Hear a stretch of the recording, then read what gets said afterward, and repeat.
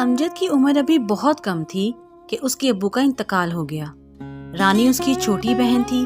امجد کی ماں دوسروں کے گھروں میں کام کاج کر کے اپنا اور بچوں کا پیٹ پالتی تھی۔ اس کی خواہش تھی کہ امجد ایک بڑا افسر بنے، اس لیے وہ اس کی تعلیم پر خصوصی توجہ دیتی۔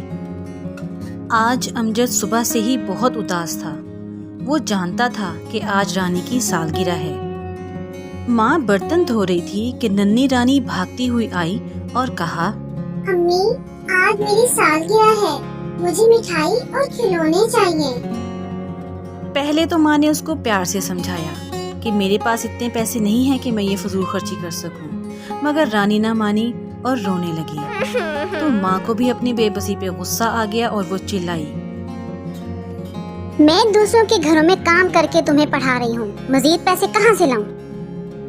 یہ کہہ کر وہ رانی کو گلے لگا کر زار و قطار رونے لگی۔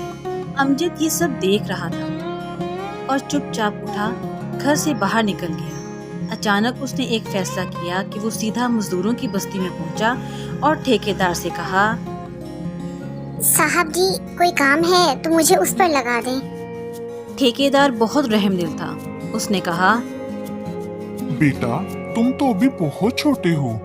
اس سے پہلے کہ وہ اپنی بات پوری کرتا، امجد بول اٹھا، سر، آپ کی مہربانی ہوگی، مجھے کام کی سخت ضرورت ہے۔ ٹھیکیدار نے اس کی بات سنی اور مان لی۔ پھر امجد سارا دن کام کرتا رہا۔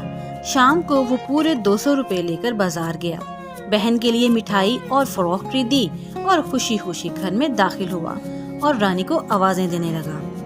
ماں نے جب امجد کے ہاتھ میں وہ چیزیں دیکھی تو وہ حیران بھی ہوئی اور پریشان بھی، اور غصے سے بولی، تم نے یہ چیزیں کہاں سے لی ہیں؟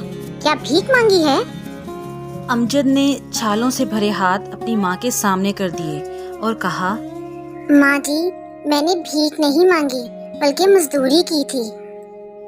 یہ سن کر ماں نے امجد کے ہاتھ اپنی آنکھوں سے لگائے اور بولی، بیٹا، مجھے تم پر فخر ہے۔ اب مجھے امید ہو گئی ہے کہ تم ایک بڑے آدمی بنو گے اور دنیا میں تمہیں کوئی شکست نہیں دے سکے گا، اور میرے مرنے کے بعد تم اپنی بہن کا خیال رکھو گے۔